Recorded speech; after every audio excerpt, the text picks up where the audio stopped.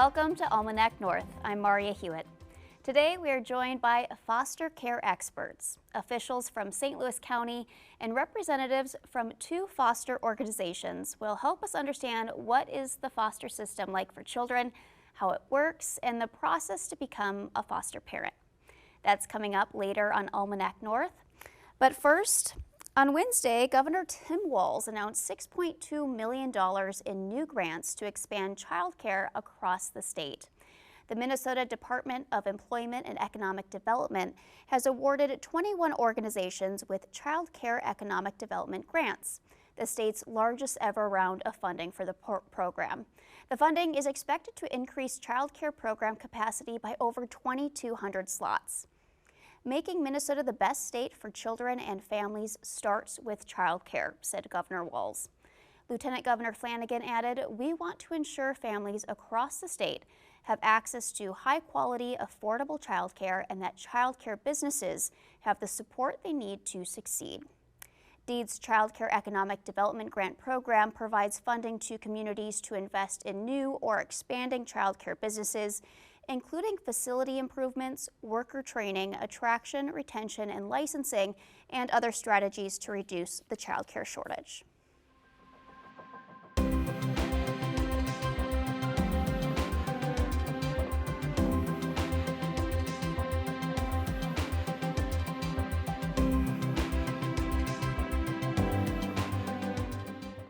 We are now joined by North Home's Children and Family Services Marketing Director, Wade Chido, and Foster Care and Adoption Licenser, Jill Rutherford. Wade, Jill, thank you so much for joining us. Thank you. So maybe we could start with an overview of North Home's Children and Family Services. What do you guys do and what services you provide? You know, we provide community-based, continuum quality, or compassionate care for children and families. We're across the state of Minnesota. We have 5 core programs. We have foster care adoption, residential, community-based, CTSS, school-based, outpatient clinic, adult services. We serve lots and lots of clients across the board. Like in quarter one, we had our outpatient. We served over 2,000 folks. Oh, wow. Our clients, and foster care we did over 100. And you know, so we have lots of programs and service across the state of Minnesota. And looking at the foster care programs, you're not isolated to like Grand Rapids or like a specific county. You cover a wide range of Minnesota, right? Correct. We can cover the whole state of Minnesota. Whereas counties have to be in their county of where the person is residing, we are able to go anywhere. And we have a couple of our folks that do home-based, so they are in the metro area. I also travel to the North Metro a lot, have a lot of families there. So I have also families in Grand Marais, so we're kind of all over the map. So when you're going through the licensing process, do you work with the counties then to license in those specific counties, or how do you do your work as a licenser? Sure. So we do coordinate with the counties. However, the licensing process itself, we do that separately. We do almost the same types of things, but we are at a higher standard because we are council and accreditation. So we have a couple extra things that we have to go through for the licensing process that you don't do at the county level, but that's because we have a higher level of care and needs, taking care of our families. So what are some of the common reasons you see children enter the foster care system in our region? Most of the time kids are entering the foster care system because there's a need or a care that they're not receiving at home. And it can be anything from a substance abuse problem, a physical abuse problem. It's kind of a wide range of reasons, you know. But yeah, it's important to note that these kids, when they get the opportunity to get them the resources that they can have to be successful and grow and go from there. What's your process for making sure the child and the home are a good fit? So that kind of, we have what we call licensors and case managers, and so the licensors kind of get to know these families first. We're in their homes, we want to make sure that they have the resources, they are going through trainings, things like that. and we develop a picture of these families, what we call a home study. And in that, we create a story of this family, and we try to provide that to the case managers, who will then kind of, understand, what does this family need, what are their abilities, what are their capabilities, and they kind of then start with the matching process of kids that come into our care. Yeah, and we talk to the families and see if what are they able to make sure that the match does fit. And it's a lot of communication back and forth, and because we want to be successful across the board and make sure that everybody understands and gets the whole picture. And because these kids have things that they need to help grow, and some families are a little bit more, maybe they've handled situations or different situations a little differently, and it all comes down to communication. I think is a huge conversations, factor. A lot of conversations, and those open-ended questions. What would you do in this situation? It's not yes or no. So you really kind of delve into what they, really believe, or what would work in their home. As a nonprofit agency, is your ultimate goal reunification with family? Ultimately, is that what you're looking for? Yes. I don't know if you want to piggyback piggyback on that at all. It's there's a case plan, and we're all trying to make sure that the needs are being met, and obviously the families are following their case plan, and so we can work towards the collaboration with them to working towards getting the kiddos back to their family, and because that's important.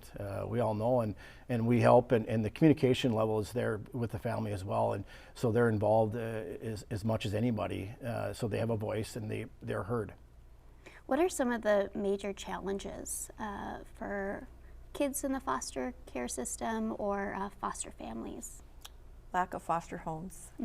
There is really a critical need. We're at a really critical point where there's so many kids in the system.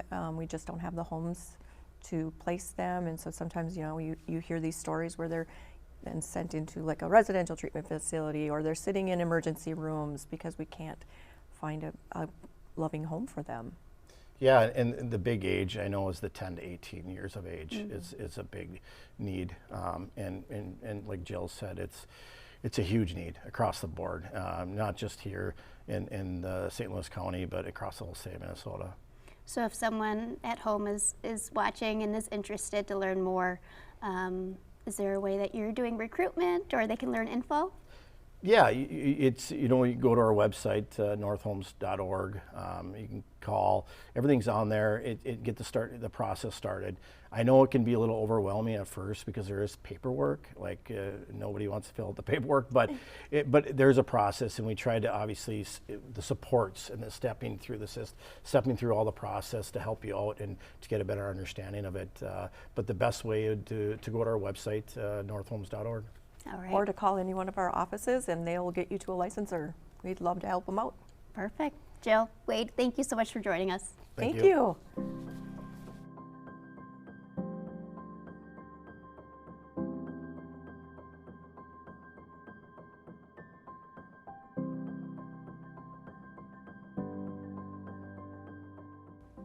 Next up, I'm joined by Jennifer Fick, Karen Jones, and Melissa Lair from the St. Louis County Health and Human Services Department. Jenny, Karen, Melissa, thank you for joining us on Almanac North tonight. Thank you for having us. So maybe we could start with, looking at the foster child care services department. Like, what's the goal when we look at the primary objective?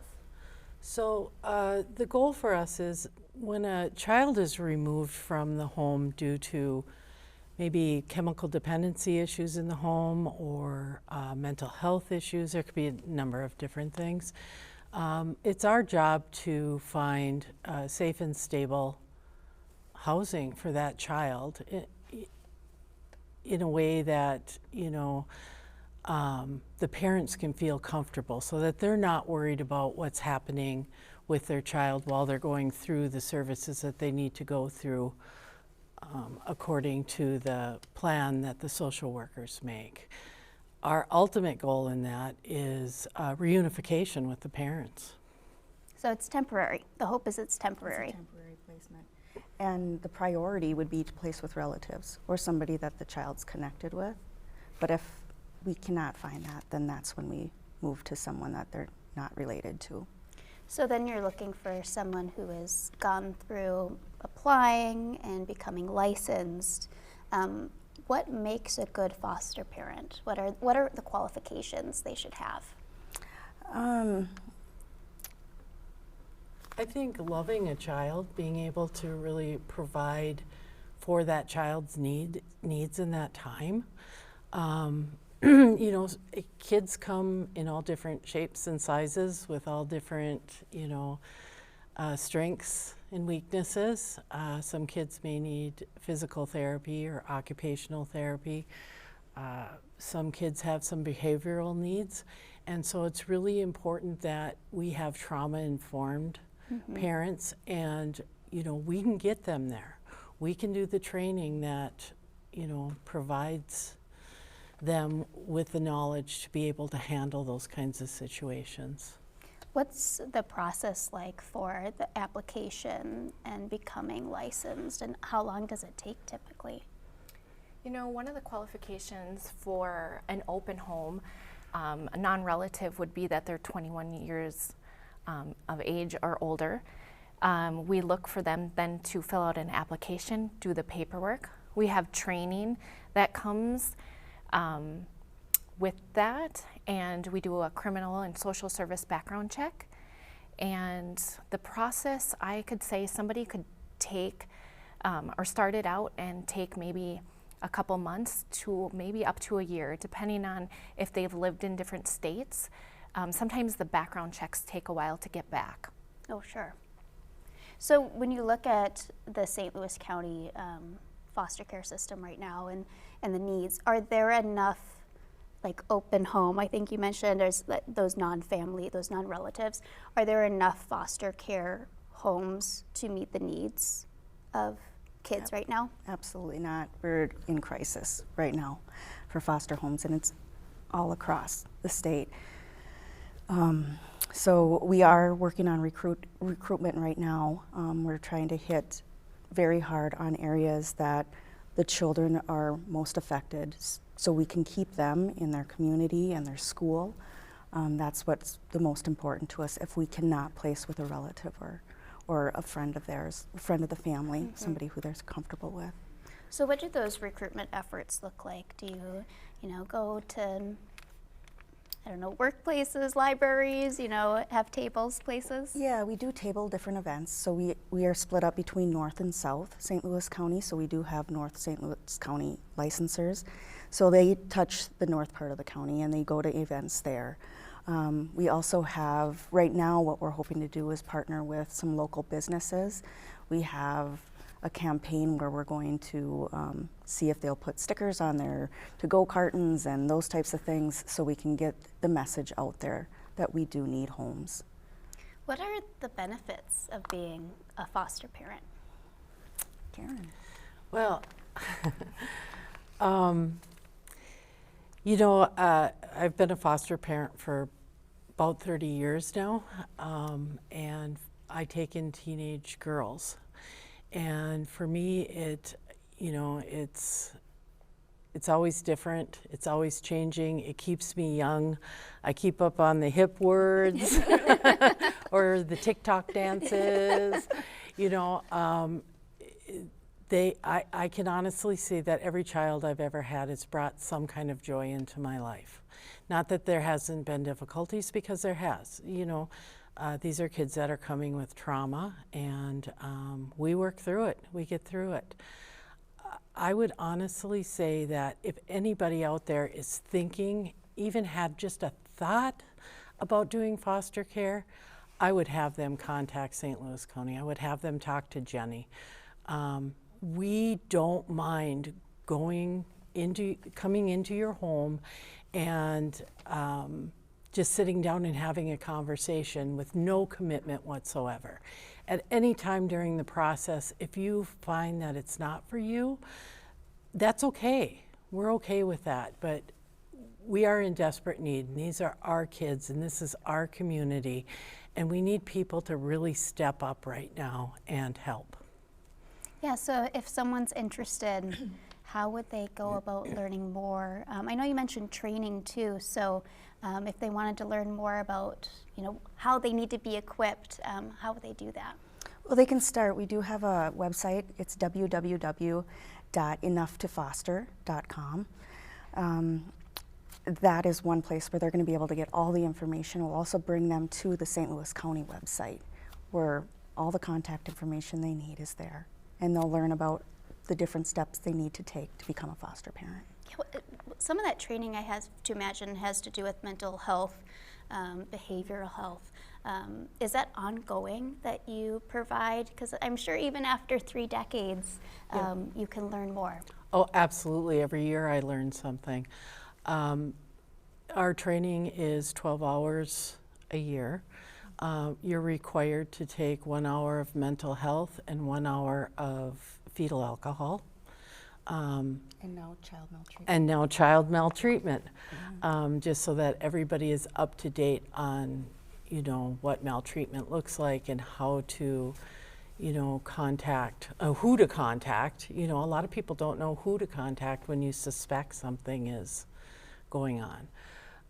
And then the other trainings are trainings that your licensor and you discuss and you take because they are of interest to you and you want to learn more about that topic. Oh, so it can be tailored a little bit. Yep, Absolutely. so everybody's is tailored to what their needs are. Different age kids, different tailoring. Yep, yep. And one of the best ways that we recruit is through word of mouth. Absolutely. And word of mouth, just sitting with somebody and talking to them about their strengths and their weaknesses, or what kind of, and by kind I mean like gender or age specific children that they want to foster. And that could kind of dictate to what training that we can recommend that they attend. Well, this was such a good conversation, a lot of good information. Melissa, Karen, Jenny, thank you so much for joining us. Thank you for having us. Thank you. Thank you.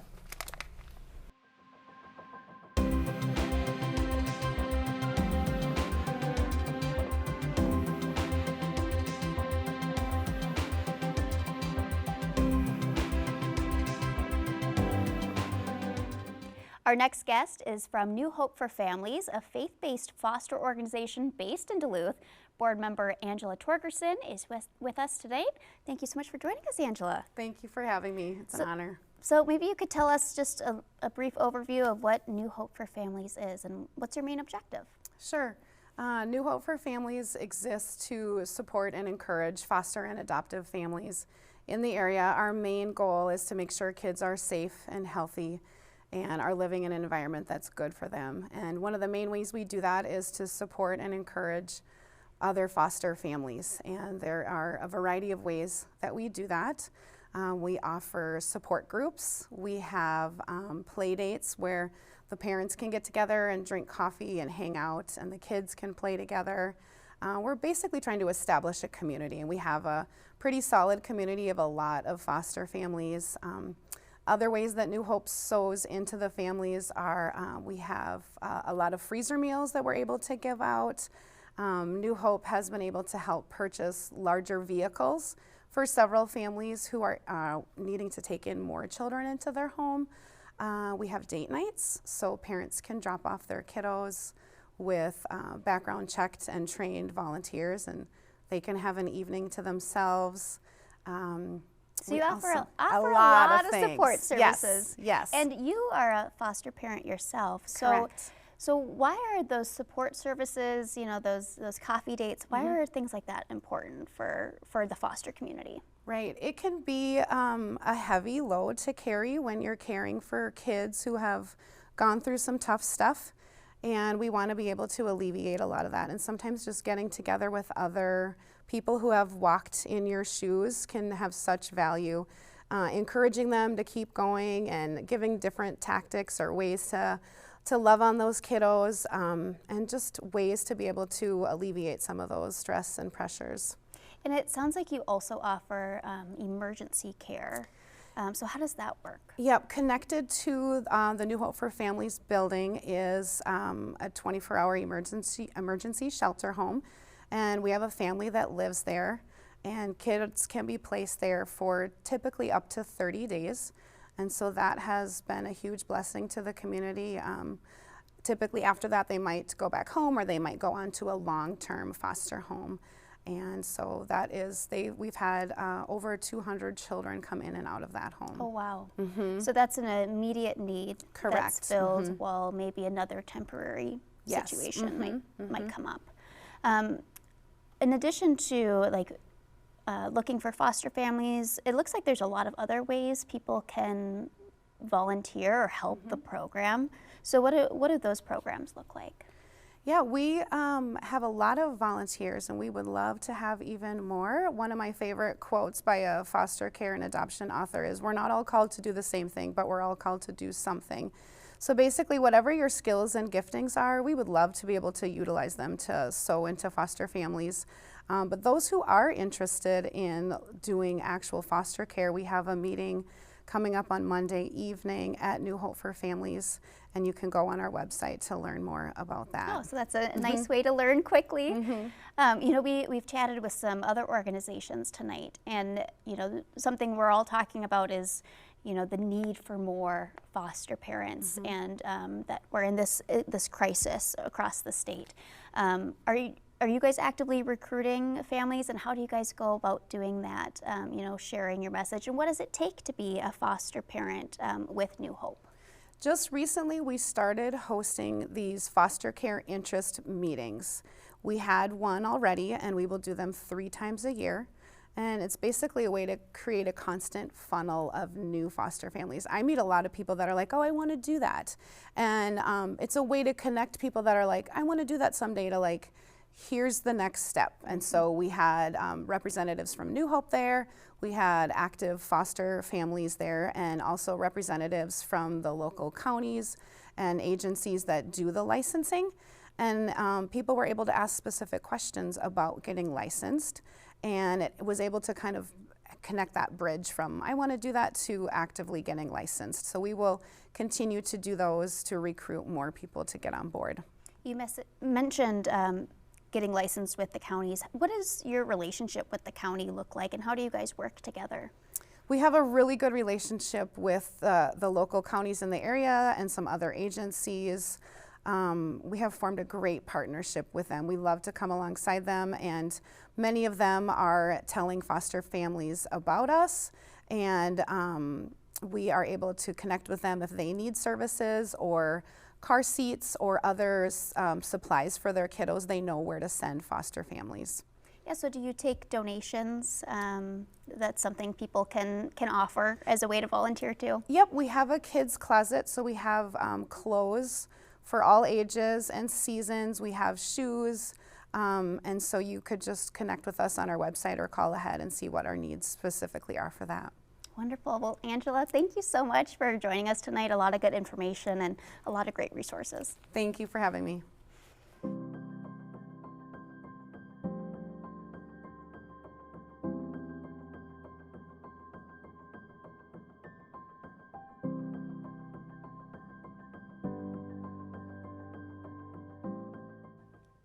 Before we go, here's a look at what you might be up to this weekend. Saturday at 10 a.m., the Cloquet Public Library is hosting Jay Cook and the Northern Pacific Railroad. Join Executive Director of the Lake Superior Railroad Museum, Ken Bueller, as he tells the incredible story of Jay Cook. The Duluth Air Show is this Saturday and Sunday from 9 a.m. to 6 p.m. The United States Air Force Thunderbirds, the Patriot Parachute Team, and our own 148th Fighter Wing F-16s are among the dozens of performances and demonstrations. General admission tickets as well as reserve passes are available online at DuluthAirshow.com. And Saturday at 10 a.m., the Chequamegon Humane Association and Superior Choice Credit Union are hosting a block party where you can meet and potentially adopt adorable animals. Complimentary food, local vendors, and a fun-filled environment for all. And for those looking further ahead than this weekend, Glen Sheen has unveiled its 2024 Concerts on the Pier lineup, featuring the largest roster yet with 18 musical groups. The concert series is free and open to the public every Wednesday night from 5 to 8 p.m. Gates open at 5 p.m. with early access available through grounds admission, or a tour purchase. The concert series kicks off on July 3rd with Father Hennepin and Nat Harvey and continues through August 28th, concluding with Bad Bad Hats and Yonder. Other highlights include performances by Chastity Brown, Nerdy, and Boss Mama and the Jebberhooch. Concertgoers can play lawn games, indulge in food from local vendors, and savor locally made ice cream. Guests are encouraged to paddle or boat in for a unique view from the water or bring lawn chairs and blankets to enjoy the music from the shore. This year, Glensheen is also offering a free shuttle bus service with a suggested donation between the UMD campus and the estate. Free parking is available at UMD after 5 p.m. in designated lots. For more information, visit the Glensheen website on your screen. Well, as always, make sure you get out and enjoy your weekend. I'm Maarja Hewitt. Thank you for joining us on Almanac North. I'll see you all next time. Good night.